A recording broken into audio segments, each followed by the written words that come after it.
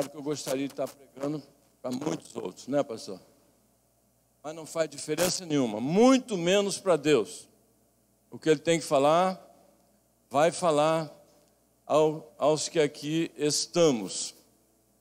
Mas vamos quebrar paradigmas. Eu já quebrei. Normalmente o pastor Davi está lá em cima, eu vim aqui para baixo. Porque na igreja, pastor irmão, a gente já sabe onde os irmãos sentam. Se quiser falar com a irmã Ana Paula, é ali, ó, alugou aquele cantinho. Ela e a irmã Vera. Alugou. Davi e Vitor, ó, não saem daqui. Aquela irmãzinha lá de Dona Ana, aquela irmãzinha idosa lá, desculpa ainda não ter aprendido o nome, estão sempre ali. Então vou pedir só, se quiser ficar desse lado, chega só um pouquinho, para a gente ficar aqui, né? Vamos olhar olho no olho. Eu gostaria, se não puder, não tem problema, as mamães que estão lá, isso, eu agradeço muito. A música, irmãos, é muito importante para o momento do culto. Eu fui ontem na região de São Fidélis, mais precisamente no distrito de Ernesto Machado. O pastor Arnaldo Stelletti, que hoje está ligado à minha família, ele é pai da Jussara, que é casado com o Fábio, que é meu filho.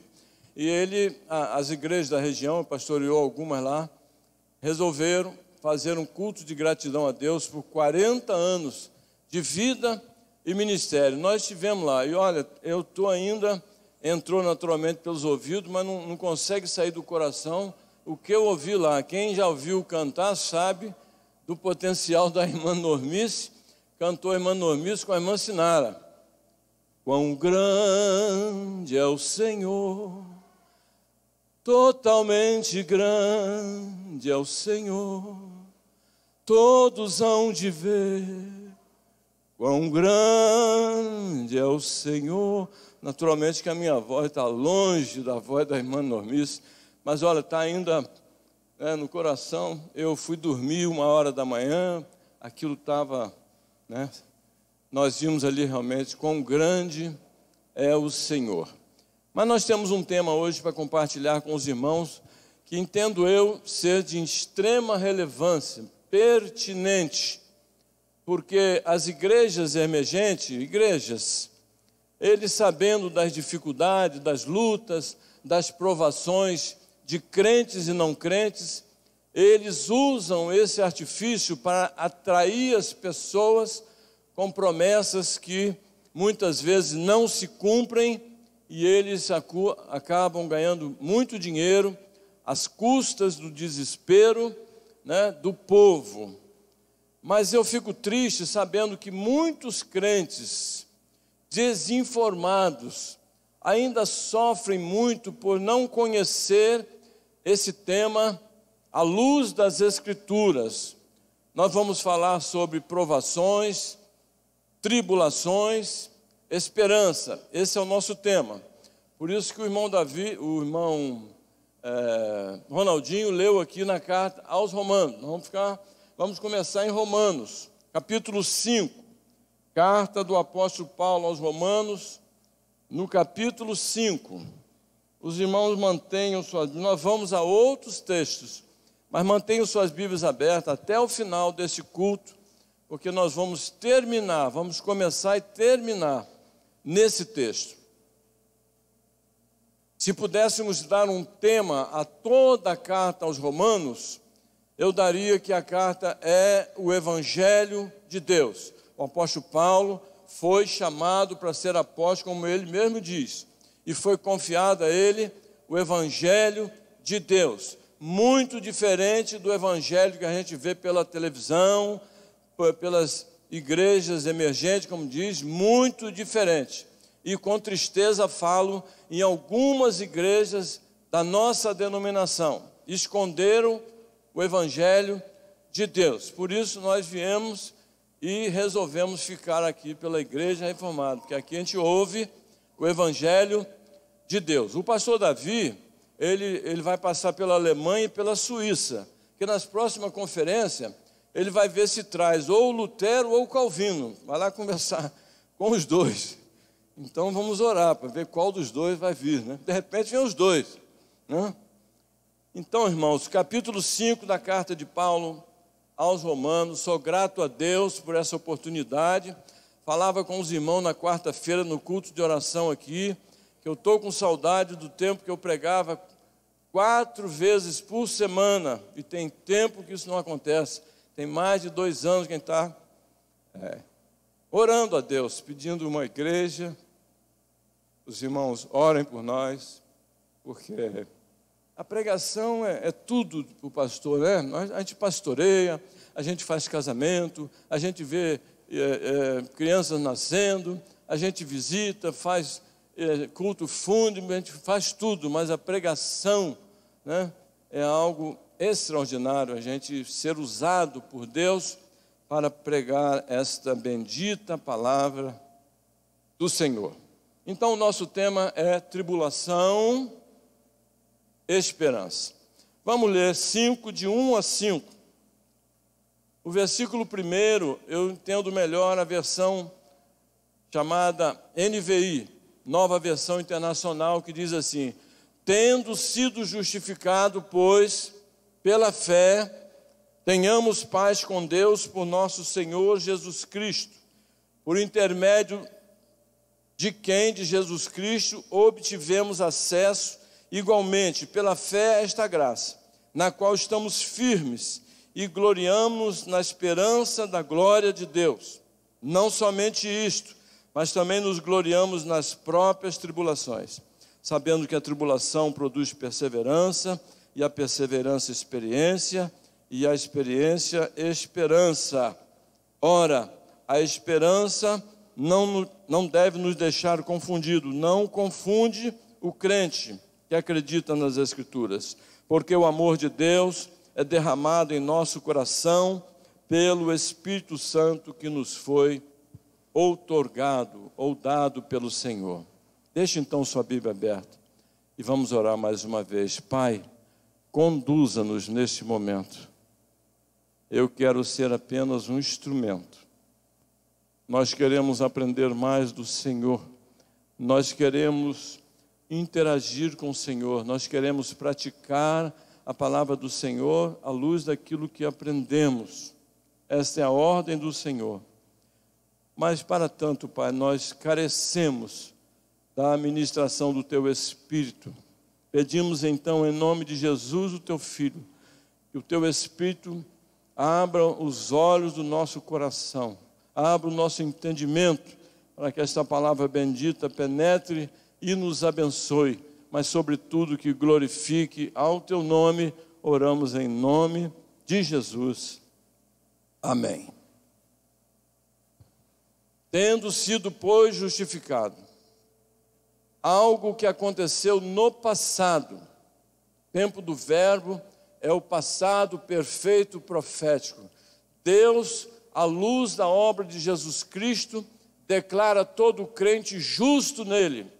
Deus não vê mais culpa em nenhum crente verdadeiro. Ele em Cristo tratou tanto o nosso passado como o presente e até o porvir. É isso que significa. Em um dado momento da história, da vida de cada um de nós nos encontramos com este Deus através de Jesus. E diz Paulo, pela fé tenhamos paz com Deus. E acontece aquele quem aqui consegue esquecer o dia em que se encontrou com Jesus Cristo? Não dá para esquecer.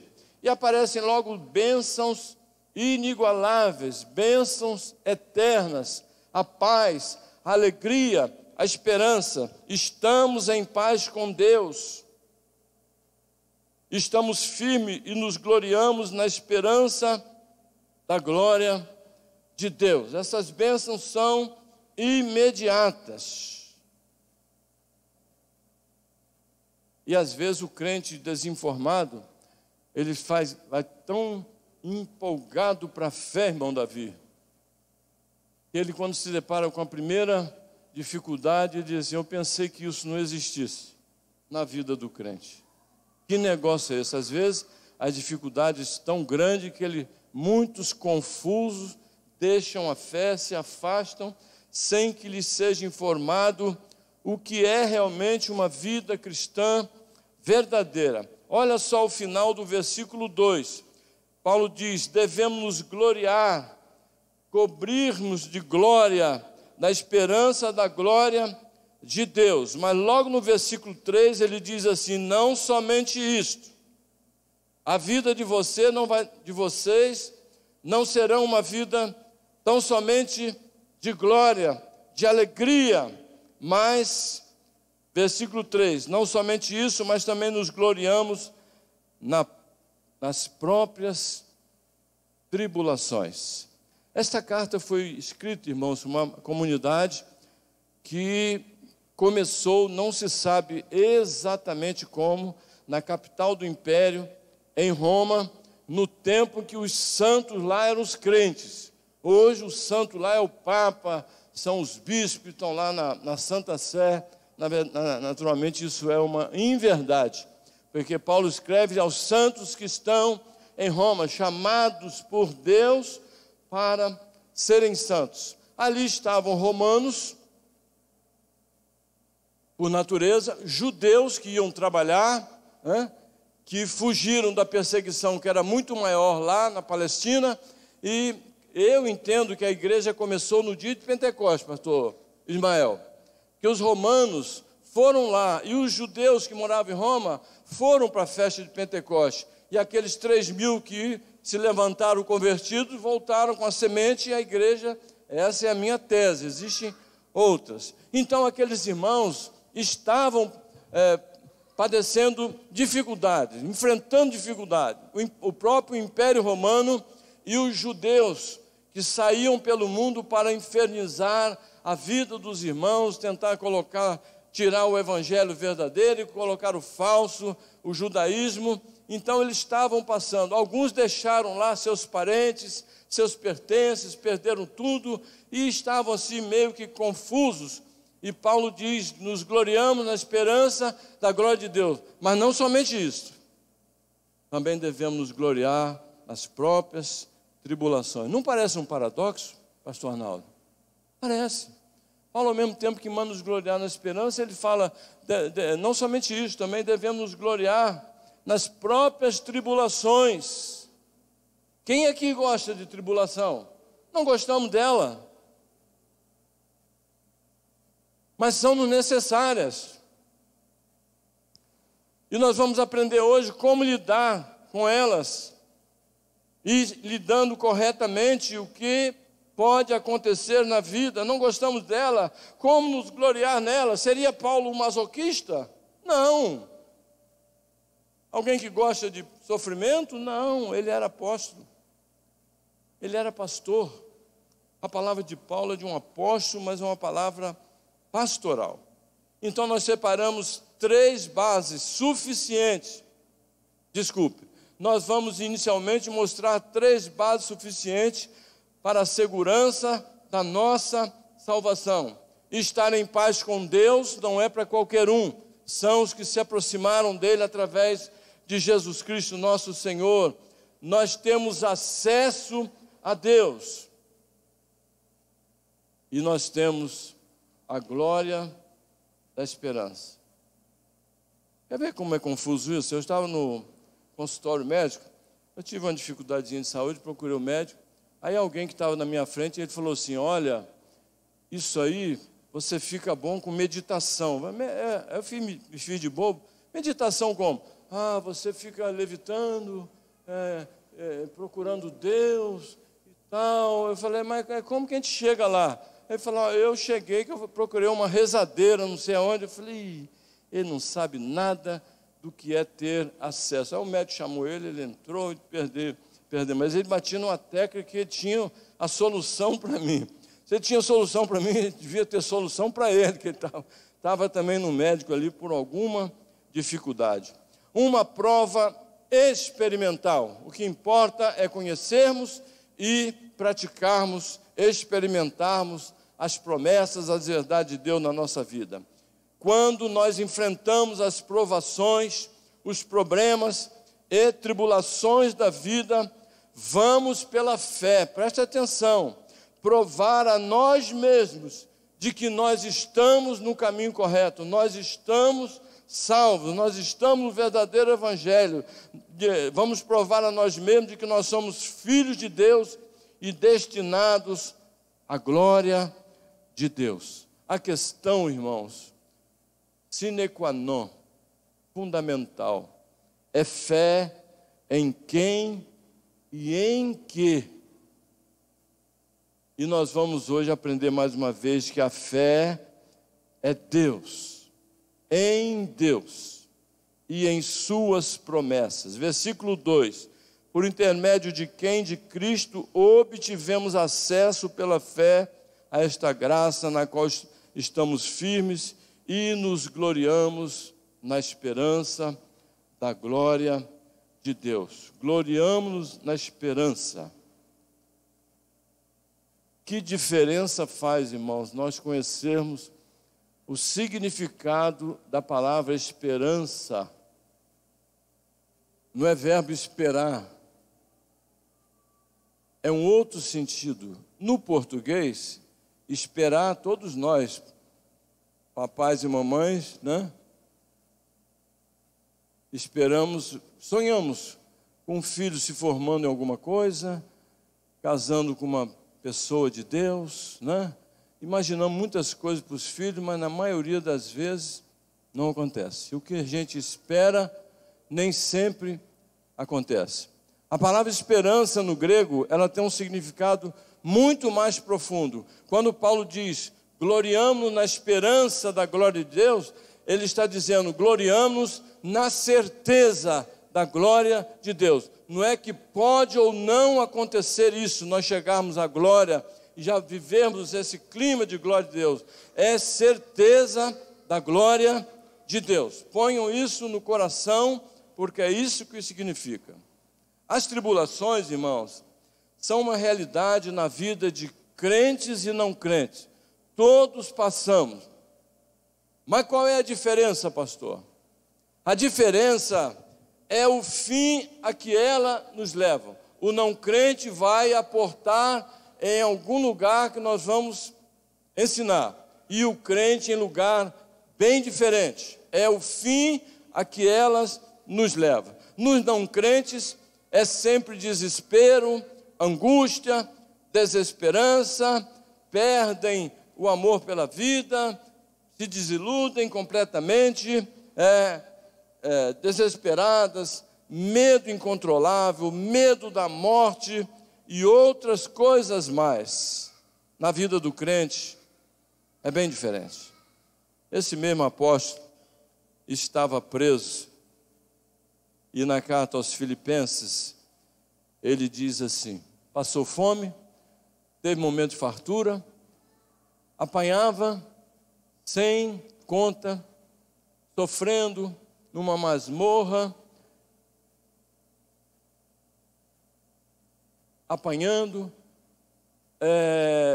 sujeito à morte, mas esse homem abre o coração e diz assim, tudo posso naquele que me fortalece.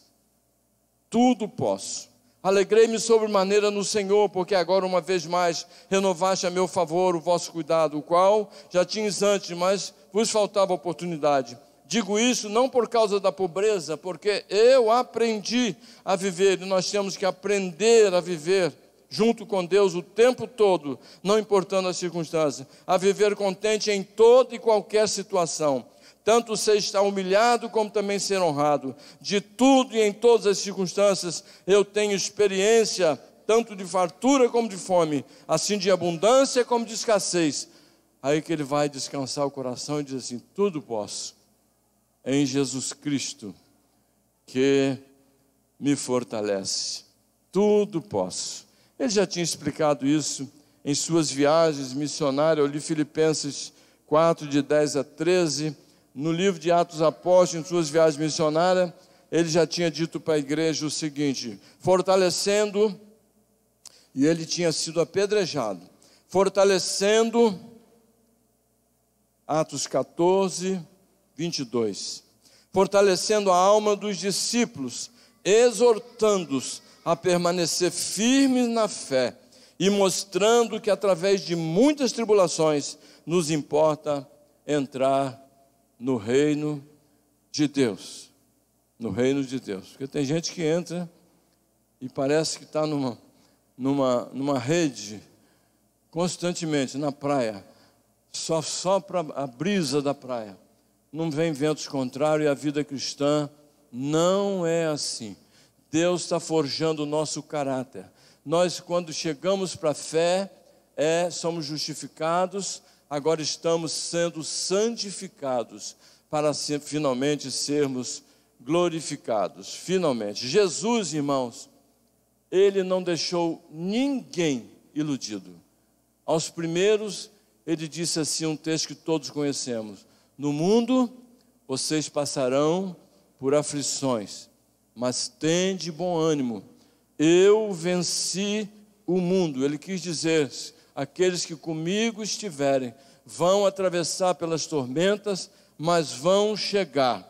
Contudo, irmãos, Ele nos deixou promessas para enfrentarmos essas lutas e provações.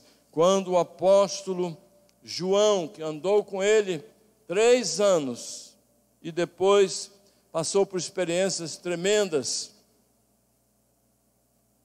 depois de Jesus ter subido, ele escreve e diz assim: porque todo aquele que é nascido de Deus, e o irmão Davi vai pregar sobre o novo nascimento, todo aquele que é nascido de Deus vence o mundo, e esta é a vitória que vence o mundo, a nossa fé. Quem é que vence o mundo? Pergunta o apóstolo João no versículo seguinte: senão aquele que crer ser Jesus, o Filho de Deus. 1 João 5, 4 e 5. Agora sim, mais algumas questões para refletirmos. Separei 3 para compartilhar com os irmãos nesta manhã. Primeira, a fé cristã, a nossa fé, é inteiramente diferente do modo como pensam, como reagem as seitas, as filosofias, a realidade das tribulações. A fé cristã é diferente de todos que não são cristãos com relação à reação em momentos de provação. Uma palavra aparentemente bonita, mas é uma falácia, é uma mentira. O Dalai Lama, o conhecido guru indiano, disse certa feita o seguinte: faça o bem e você vai receber igualmente só o bem. Ninguém fez mais o bem do que Jesus. E o que ele recebeu? Uma cruz. Imagina, faço bem. Se a gente crer nisso, vamos ficar confusos, porque Jesus passou por tudo que passou e disse que nós também passaríamos igualmente. Há um cântico, não sei se vocês conhecem, que diz assim: dê uma chance para Jesus, sua vida vai mudar e os seus problemas terão fim. Verdade? Mentira?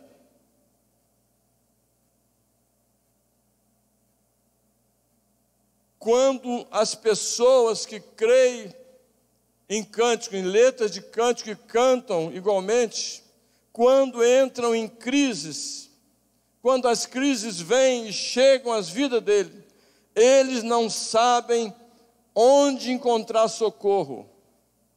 Filosofia não ajuda a vida, com todo respeito à filosofia, mas para as questões da vida e da vida espiritual, são vazios. Eles não sabem, ficam confusos, e isto não lhes ajuda. A grande verdade é que quando nós passamos para o lado de Jesus, nós entramos numa guerra. Inimigos poderosíssimos, o mundo, a carne, o diabo, inimigos que nos suplantam, maiores que nós, mas é uma guerra santa, uma guerra santa. A igreja de Éfeso, João escreve no capítulo 2:10 e diz assim: vocês passarão por tribulações de 10 dias, não quer dizer que 10 dias literais não, um tempo muito grande de tribulações, mantenham-se fiéis.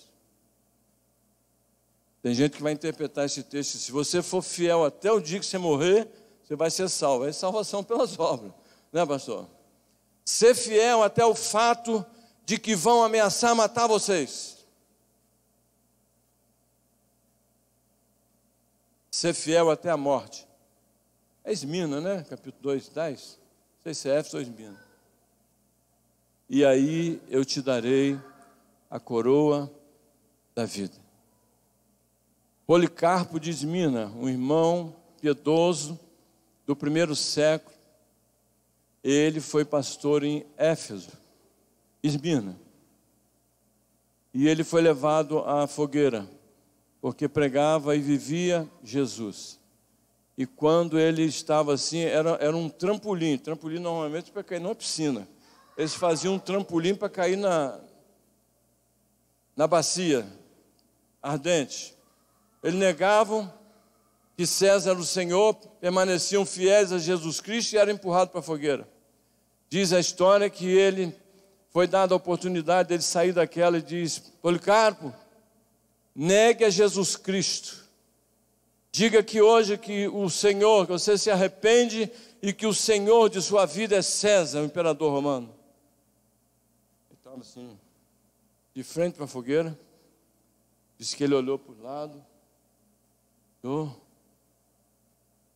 e disse tão somente: fora os apóstatas, fora os que negam a Jesus em situações extremas como essa. Ele foi sim empurrado, martirizado, mas está com o Senhor. É isso que significa ser fiel até o fato da morte. E eu te darei a coroa da vida. Eu te darei a coroa da vida. A maneira, irmãos, de provar o falso servo de Deus do verdadeiro é sim em tempos de crises. Todos conhecemos as nossas e de irmãos queridos. Tempos de muitas lutas, muitas provações pelas quais todos nós. E esse é o momento de provar o verdadeiro do falso. Uma vez fui convidado na casa dos irmãos, morava em Goitacazes, era da igreja de Tocos. Fui lá. Aí no final ela estava com um filho pequeno. E o irmão falou assim: pastor, essa irmã mora no IPS. Eu morava no IPS. Você dá para dar uma carona? Eu falei: dou, com todo prazer. Aí fui, conversando com ela, dirigindo ela no banco traseiro. Eu falei: e a irmã é de qual igreja? Ela falou assim: pastor, eu não estou em igreja nenhuma. Que é isso? Ele me apresentou como irmã. Eu falei: que é isso, irmã? Como assim? Pastor, eu passei por muitas lutas. Minha filha esteve seriamente enferma. Ela perdeu o emprego. Eu perdi o emprego. Separei-me do esposo. Não está dando para pagar aluguel. Com todas as suas dificuldades. Eu falei: mas a irmã saiu do barco por quê, irmã? Ela falou assim: pastor, eu até que tentei. Eu fui na igreja do IPS e passei lá uns meses. Fiquei lutando em oração, pedindo aos irmãos para orar, e a igreja para orar, para resolver. E Jesus não resolveu nenhum desses problemas. Eu fui embora. Eu falei: que é isso, irmã? De repente, no dia que a irmã nunca mais voltou lá, era o dia que a resposta viria. No dia seguinte, podia ser na semana, no mês, no ano seguinte, mas nunca abandonar. Ela provou ela mesma que ela não é crente. Não suportou. E quantas histórias belíssimas que mostram Abraão. De Depois daquela vitória tremenda, nasceu Ismael, que Abraão tinha um carinho especial, mas não era Ismael. Aquela luta, e veio Isaac, e Isaac, aquele velhinho, tudo para ele agora era Isaac, Isaac para lá, Isaac para cá.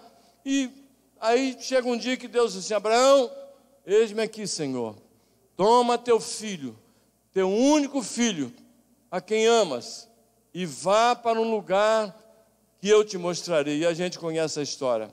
Ele, crendo firmemente em Deus, pegou o menino, pegou todo o necessário para o sacrifício, levou os seus servos. Mas há um detalhe ali muito interessante, pastor Maia. Ele diz assim: fiquem aqui, os servos, eu e o menino vamos subir, e já voltamos. Ele tinha certeza. Na carta aos Hebreus, o autor de Hebreus explica que Abraão já tinha passado por uma experiência tremenda. Ele, com a idade que tinha, a mulher estéril, nasceu o menino. Ele diz, o testemunho dele é que Deus havia me dado provas do seu poder, mesmo que eu chegasse a consumar a morte de Isaque. Deus tem poder para restabelecer a vida do meu filho. E voltaram depois de terem adorados ao Senhor. Uma das histórias fantásticas também da Bíblia é a história do profeta Elias.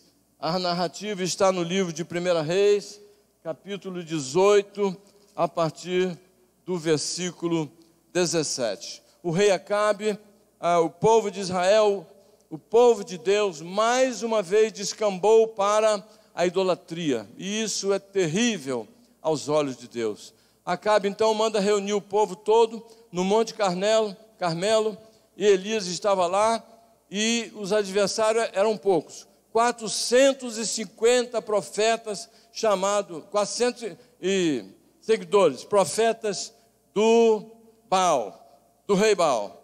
Aí Elias mandou pegar 2 animais, separou, escolhe um aí, prepara, parte no meio, bota aí, lenha, e vocês vão oferecer em sacrifício. Não façam por enquanto. Elias pegou o dele, abriu, mandou encharcar aquele lugar 3 vezes, água, parecia um riacho, de tanta água. E água não combina com fogo, né? Ou água é usada para debelar o fogo.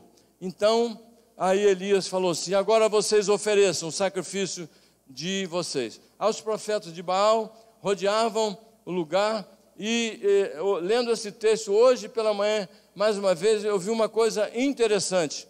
O altar, pastor, estava abandonado, cheio de mato. Ninguém mais oferecia um sacrifício verdadeiro a Cristo, a Deus, até que o Cristo viesse. Aquilo estava abandonado, Elias preparou o local e tal. Agora vocês, ofereçam o sacrifício. E eles rodeando, falaram: Baal, venha Baal, nós somos 400, esse ignorante aqui está achando que vai vencer você, vai vencer a gente. Venha Baal, venha e queime esse lugar aqui como ele solicitou. E nada. E que eles rodeavam, já sem poder andar, diz a palavra que eles estavam sem poder andar, e diz: Baal, Baal. E Elias falou assim: olha, grita mais alto, Baal deve estar dormindo. Ô Baal, Baal, grita. De repente ele está ocupado, está fazendo alguma coisa, está assistindo alguém, e Baal, e nada.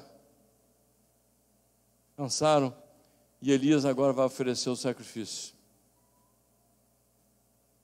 E ele invocou o nome do Deus de Abraão, do Deus de Isaque, do Deus de Jacó. Hoje nós nem precisamos falar mais isso, porque a promessa feita a Abraão se cumpriu. No Novo Testamento, Paulo diz: Deus, o Pai de nosso Senhor Jesus Cristo. É o mesmo Deus de Abraão, de Isaque e Jacó. Deus de Abraão, Deus de Isaque e Deus de Jacó. Eu estou só, fiquei só. Todos se abandonaram. Mas eu estou aqui para provar a Baal e aos seus seguidores que o Senhor é que tem o poder. E ele orou e disse que veio fogo de Deus e consumiu aquilo. As labaredas de fogo passavam pela água assim, e evaporava ante o poder de Deus. E Baal. Agora eu pergunto aos irmãos, como que os irmãos acham que Elias desceu daquele monte? Derrotado? Desconfiado de Deus? Inseguro? Não. Tal como Abraão, ele desceu cheio de júbilo, cheio de alegria, mais cheio de temor a Deus, porque ele conheceu a Deus mais uma vez. A segunda questão, a primeira é que a fé cristã é inteiramente diferente do modo como reage às seitas, filosofias e igrejas falsificadas à luz das tribulações. A segunda, qual deve ser então a reação do crente às provações? Sejam elas desemprego, enfermidades, preocupações, crises matrimoniais, crises com filho. Qual deve ser a reação do crente ante essas situações? Medo do futuro, crises na igreja, toda sorte de provações. É evidente que o contexto é diferente. Eles lá eram um contexto, de perseguição, mas eu creio que isso está voltando, irmãos. O próprio povo não está mais conformado com tanta mentira, com tanta promessa que não se cumpre. Então, quando a igreja realmente, a igreja verdadeira, a igreja verdadeira, ela é, querendo ou não, perseguida. Eu estou falando de soberania de Deus aqui nesta manhã. Eu estou falando que nós estamos no propósito de Deus. Mas quem faz o homem, o crente, perseverar até o fim, a doutrina da perseverança dos santos, é Deus. Como diz Paulo aos Filipenses, Deus começou. Paulo foi um instrumento. Como o pastor Imael, o pastor Arnaldo foram instrumentos. E todos nós podemos ser instrumento para aproximar alguém da fé. Mas quem começa é Deus. E quem vai terminar é Deus. Os irmãos sabiam que não é possível pregar a Bíblia toda nas igrejas por onde passamos? E levantam pessoas e dizem que isso não pode? Isso cheira a blasfêmia.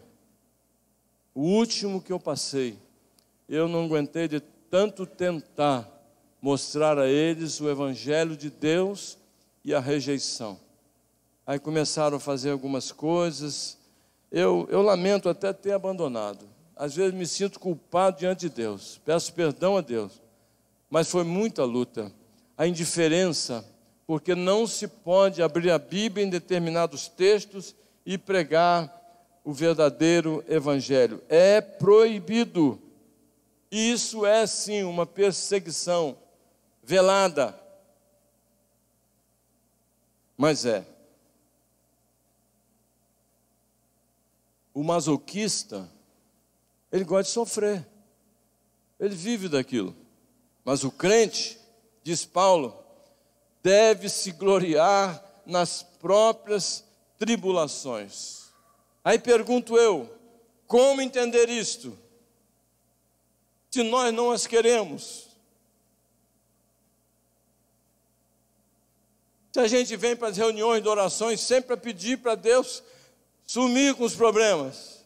É claro que não está errado em pedir a Deus pelas dificuldades, pela saúde do irmão. Mas procure entender melhor o propósito de Deus. Como anda a nossa vida? Onde eu tenho deixado a desejar? E pode ser Deus agindo na vida do crente. Como então entender isto? Paulo diz, se glorie, alegre-se intensamente nas próprias tribulações. Vamos sair desta? Olhando para as Escrituras. não é ficar passivo, é interagir com as Escrituras, com o próprio Deus, olhando para elas. O apóstolo Paulo também teve que enfrentar isso, e não foram 2 nem 3 vezes, muitas vezes, o famoso espinho na carne. Eu tenho uma tese para esse espinho da carne, só não vou poder entrar nela hoje.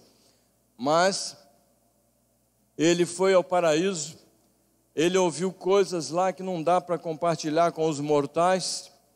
Ele esteve no paraíso com Jesus e lá ouviu coisas maravilhosas, e o natural de quem experimenta algo assim tão elevado é ficar vaidoso, né? Encher o coração de orgulho, dizer eu sou tal, eu sou melhor que vocês. Quem aqui já foi ao paraíso? Então Deus, o que é que fez com o apóstolo Paulo? 2 Coríntios 12, de 7 a 10. Ele diz assim, e para que, o contexto é as visões e as revelações do Senhor.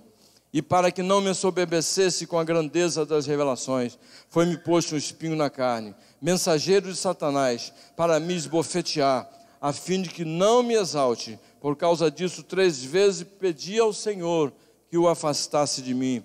Então o Senhor me disse, a minha graça te basta. E o Senhor está dizendo a cada um de nós, mais uma vez aqui nesta manhã, a graça do Senhor nos basta. Louvado seja Deus, a minha graça te basta.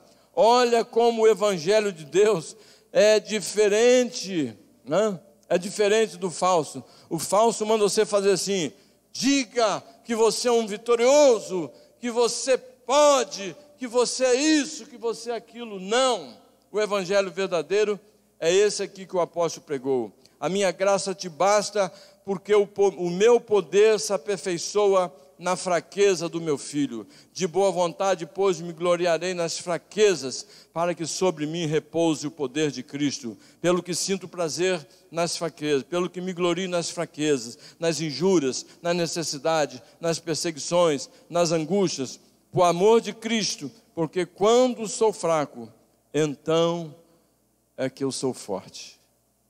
Deus não age na fortaleza para a fraqueza em nossas vidas. Ele age a partir das nossas fraquezas, para que experimentemos o poder de Deus. Porque quando sou fraco, então é que eu sou forte. A gente aprende também com aquele homem, o famoso salmista Davi, o maior rei que Israel é saudado pelo povo judeu de Israel até os dias de hoje. A gente aprende muito com ele, quando ele escreveu o Salmo 139, versos 23 e 24, ele diz assim, sonda-me, ó Deus, e conhece o meu coração. Prova-me e conhece os meus pensamentos. Vê se há em mim algum caminho mau e guia-me pelo caminho eterno. Sonda-me, ó Deus, e conhece. Prova-me. Mande-me provas. Mande-me provações, para ver se não há no meu coração alguma coisa que está desagradando ao Senhor. Quem aqui nesta manhã estaria disposto a deixar alguns, não deixar definitivamente evidente, mas deixar alguns textos que parecem inflar o nosso ego? O Senhor é o meu pastor, nada me faltará. Mas no mesmo salmo diz assim, ainda que eu ande pelo vale da sombra da morte, ainda que eu vá às profundezas das provações, tu estás comigo. Quem aqui estaria disposto a dizer para o Senhor, eu não sei de alguns que têm compartilhado momentos de oração às terças-feiras, mas eu sei que todos passamos, ninguém está de fora. Quem está disposto a dizer ao Senhor, eu vou me submeter ao Senhor, eu vou fazer coro com o salmista, não retire as provas, o Senhor já vai me dizer, não por quê, A gente quer saber por que passamos por elas. Mas para quê? Essa é a grande questão. Não por quê, mas para quê. Em terceiro e último lugar, toda a questão é entender os propósitos de Deus quando nos permite passar pelas tribulações. E o que Ele quer dizer quando diz que devemos nos gloriar nelas?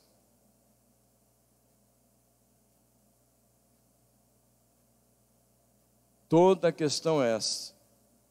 Entender os propósitos de Deus quando permite cada um de nós passar pelas nossas provações. E mais, a ponto de nos gloriarmos nela. Eu tinha terminado o 2º ano do curso de teologia, hoje nem pode mais. Tantos saíram, não voltaram para concluir curso, e alguns como eu ainda não estavam preparados, confesso isso. Mas eu fui pastorear a igreja de Tocos, a primeira.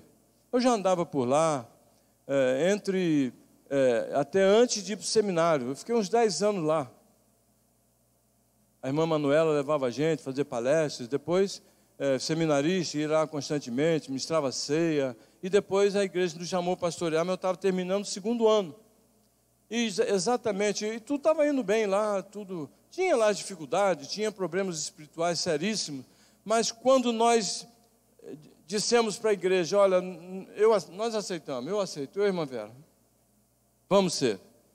Pode pedir ao pastor da 2ª igreja, pastor Hebe, convoca o concílio, a consagração e vamos ser pastor. Quando eu falei isso, irmãos, uma menina chamada Alessandra, há dias eu a vi, Vera conhece bem. Ela tem 1,60 m mais ou menos, né, Vera? 1,50 m e pouco, meninota, menidinha. Hoje já está com uma certa idade, a Alessandra hoje deve estar com 50 anos. Passou há dias, Vera, fiquei com pena, com muletas. Eu creio que aquilo é resquício ainda de problemas espirituais. Aí quando nós dissemos sim, meus irmãos, a irmã Alessandra, pastor Ismael, ela começou a ficar possessa dentro do templo, na classe lá, ela começava e terminava no templo. Ela começou a ficar possessa, possuída por demônio. Todos os cultos, seja de quarta, domingo de manhã, domingo à noite, eu fiquei apavorado. Espiritualmente, emocionalmente, eu estava arrasado. Conversei com o pastor Hebe foi lá um dia comigo, mas chegou lá, ela não foi naquele dia. E a igreja dizendo assim, está vendo? Manda um pastor para aqui, despreparado, e a gente fica enfrentando esses problemas. Ela teve um dia em Goitacazes, na igreja do IPS de Goitacazes, e ficou possessa lá, a igreja ficou tão apavorada, que mandou chamar os obreiros da Universal, a coisa ferveu. Ninguém conseguiu resolver o problema e foi pior. A igreja se rebelou contra alguns irmãos que foram lá chamar, como se eles tivessem poder e a igreja destituída do poder de Deus. Aquilo foi uma confusão só, mas eu convivi de perto. E não tenho vergonha nenhuma de dizer. Numa manhã de domingo, estava indo para Tocos. Quem conhece Tocos sabe que na chegada, ali antes da pracinha da usina, tem um posto de saúde. Eu e Vera paramos o carro. Eu falei, meu Deus, não dá para seguir. Eu vou enfrentar mais uma daquelas, eu não sei mais o que fazer. Contornei o carro, virei para retornar para Campos. Mas paramos assim, eu clamando a Deus. E naquela semana, um irmão contou a experiência, aquilo passou, mas Deus trouxe de novo o texto de Isaías. Não temas, eu sou contigo.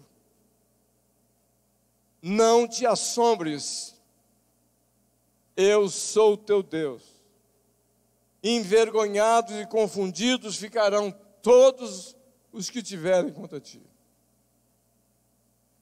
Aí, meu irmão, a bola murchou, mas de repente o poder de Deus na minha fraqueza se aperfeiçoou. Quem estava querendo voltar para casa, eu falei, é hoje que eu vou. Não sei o que vai acontecer, mas vou.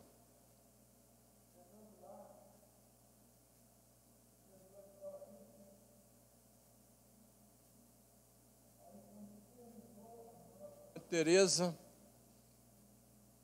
ela entrou no templo assim, eu falei, já do templo a gente ouvia, parecia um lobo, pastor Ismael, um negócio horroroso, o demônio, o Ivá parecia um lobo. Eu falei, meu Deus. A irmã Tereza entrou, eu falei, e a irmã Tereza? Falei, ó, pastor, começou, terminava dentro do templo.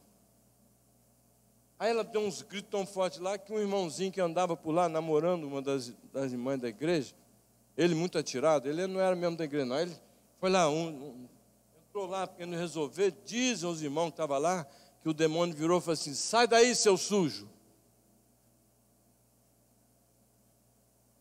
Ela veio para o templo e já tinha assim uns irmãos, só gente forte, tipo aquele irmão ali, se fosse lá, você que ia me ajudar.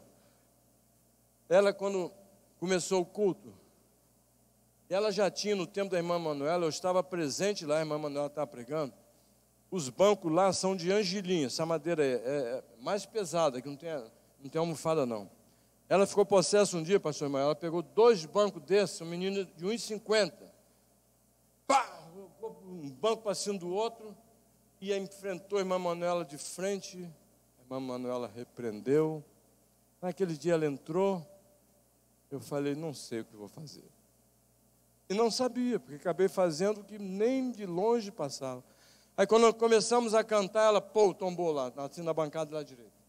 Tombou, eu falei, irmãos, por favor, tiravam para o culto prosseguir. Aí os demônios, agora eram demônios, falaram assim, não vamos sair daqui hoje, e nós estamos com o inferno, estamos muito bem acompanhados, porque muitos demônios. O que eu vou fazer na hora de culto, pastor? Eu desci do púlpito, fui lá na bancada, o irmão querendo tirar, não conseguiu. Vocês vão sair daqui hoje, sim. Porque esse local é um local consagrado de culto a Deus. Quem manda aqui é Deus. Quem manda aqui é Jesus Cristo, o Espírito de Deus. Saia para nunca mais. Até o que eu disse, eu não sei. Deus. Eu falei, você nunca mais vai entrar aqui. Baixou a cabeça. Nunca mais ela tombou. Ela tinha um problema seríssimo. Ela era membro da igreja, ela perdeu um namoro, foi bater em macumba.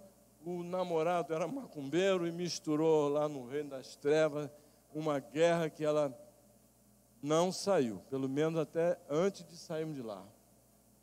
Não saiu. Não é por quê, mas para quê? É assim que Deus age. Enfrentei coisas até piores, mas já sabia como fazê-lo. Já sabia quem era o Deus que me chamou para lá. E agora, voltando ao texto onde nós vamos terminar em Romanos, olha uma palavra aqui também de suma importância. No versículo 3, o final do versículo, Paulo diz assim, e não somente isso, mas também nos gloriamos nas próprias sabendo. Sabe o que significa isso? Se você não sabe, fique sabendo agora. Significa que Deus está dizendo assim, nenhum crente deve desconhecer, é conhecimento, sabedoria, sabendo o quê? Que a tribulação ela produz perseverança. E a perseverança, experiência. E a experiência, esperança. E a experiência, esperança. Como diz o apóstolo Paulo, voltando a segunda dele aos Coríntios 4:15, 4:17, ele diz assim: porque a nossa leve e momentânea tribulação, sejam elas quais forem, não importa o tamanho, a intensidade delas, para Deus não faz diferença o tamanho e a quantidade de tribulações. Ele é o Senhor. E Paulo diz que devemos olhar para elas como uma leve e momentânea, um peso insignificante diante do que nos aguarda, diante do que nós podemos já experimentar e viver por aqui, porque a nossa leve e momentânea tribulação produz para nós eterno peso de glória acima de toda a tribulação. Imagine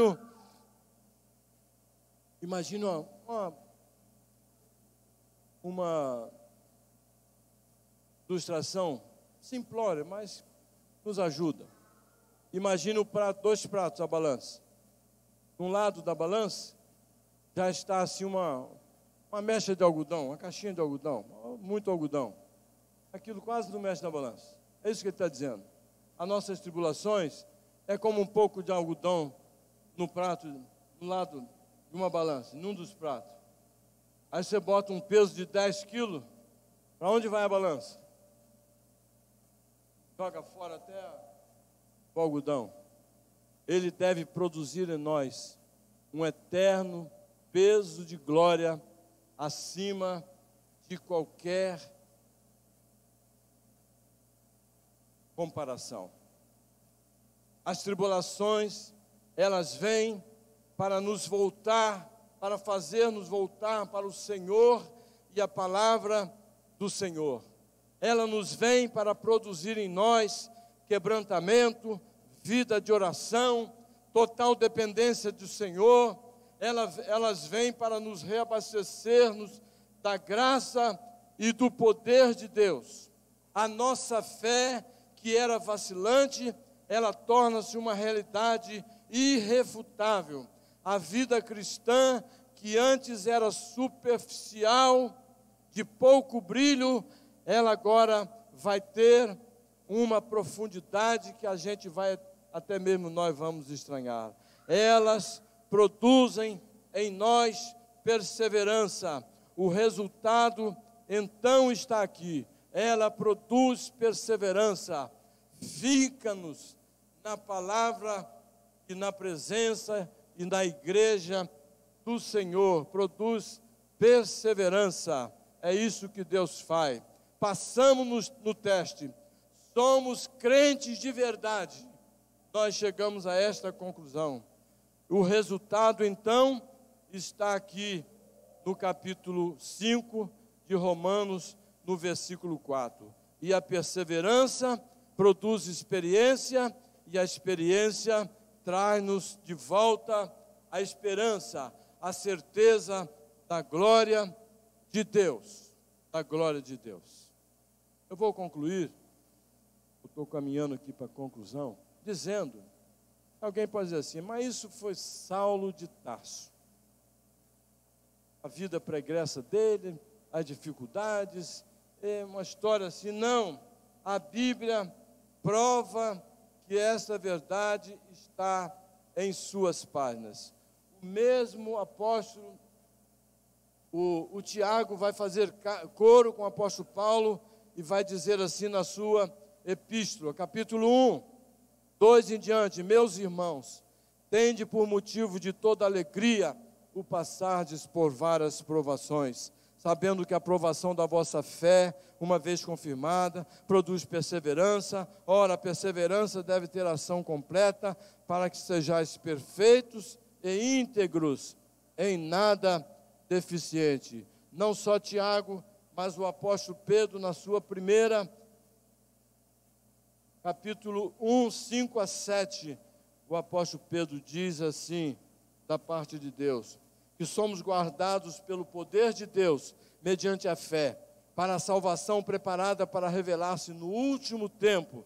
Nisso exultais, embora no presente, por breve tempo, se necessário, sejais contristados por várias provações. Por breve tempo, o crente verdadeiro ama a Deus e ama também as provações. A história de Jó, então, é fantástica nesse tema. Passar o que ele passou e não se desviar e continuar confiando no Senhor é um testemunho sem precedentes. Finalmente, irmãos, a perseverança nos faz experientes e a esperança nos traz de volta para a esperança. Ele estava no início, tribulações. Ele aprendeu a perseverar. Ele ganhou com as tribulações perseverança, com a perseverança experiência, e com a experiência o trouxe de volta para a esperança, a certeza da glória de Deus. Pergunto eu aos irmãos, pior ou melhor? Claro que melhor. Ele agora foi provado e aprovado. Ele agora conhece com quem ele está lidando. As tribulações que pareciam nos afastar da esperança da glória de Deus, na verdade, nos firmam mais ainda nela. É a mesma do versículo 2, que parece que nos abandonou para as tribulações, perseverança, experiência, parece, mas não, ela nos trouxe de volta. Na verdade, nos firmou ainda mais. Saímos fortalecidos. Podemos falar como o salmista. Podemos então ler textos como esse e não sentir nenhum problema, nenhum sentimento de culpa por passar por texto e talvez ter agido diferente do salmista. Ele diz no Salmo 119, no versículo 30,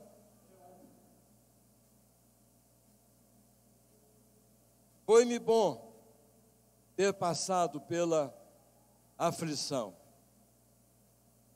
Foi-me bom ter passado pela aflição, para que aprendesse, ó Deus, os teus decretos.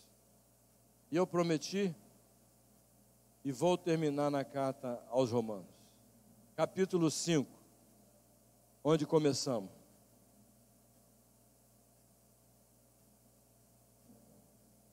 Alguém pode pensar assim, mas pastor, a gente não vai ficar confuso, a gente não vai ficar ainda constante por nós mesmos, até que seria possível.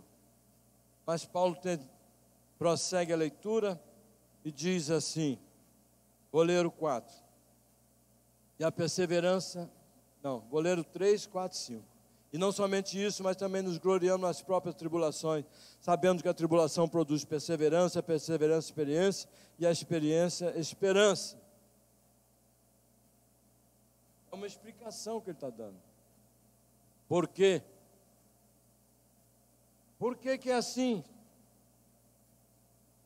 Ora, a esperança não confunde, porque o amor de Deus é derramado em nosso coração pelo Espírito Santo que nos foi outorgado. Pelo Espírito Santo que nos foi. Curve a sua cabeça, meu irmão, minha irmã. Se você saiu algum dia da esperança da glória e está passando por momentos de provações, persevere, clame ao Senhor que lhe dê condições de perseverança. Ele nunca te abandonou. Nós é que desconfiamos do abandono. E se você está num momento assim só de esperança, tenha coragem de dizer: Senhor, eu quero crescer, eu quero conhecer o Deus que eu abracei, a Jesus, o teu Filho. Mande-me provas e conhece o meu pensamento. Vê se há em mim, sonda-me o coração e vê se há em mim alguma coisa que ainda o Senhor quer tirar. Mande-me provas. Eu quero ter certeza da esperança da tua glória. Deus nosso Pai, Todo-Poderoso Senhor, nós te louvamos por essa bendita e santa palavra, que diz mesmo que ninguém está blindado às provações e tribulações dessa vida, mas que diz que o teu amor foi derramado em nossos corações pelo Espírito Santo, que o Senhor derramou um dia e que continua na direção de nossas vidas. Em nome de Jesus, pedimos sim, Senhor, por nossas lutas, mas faça na nossa vida a tua vontade. Forge o meu caráter. Eu quero ser um crente provado e aprovado pelo Senhor. Louvado seja o Senhor pela palavra desta manhã, dos textos que compartilhamos juntos. Oramos agradecidos e o fazemos no poderoso nome de Jesus. Amém, amém e amém.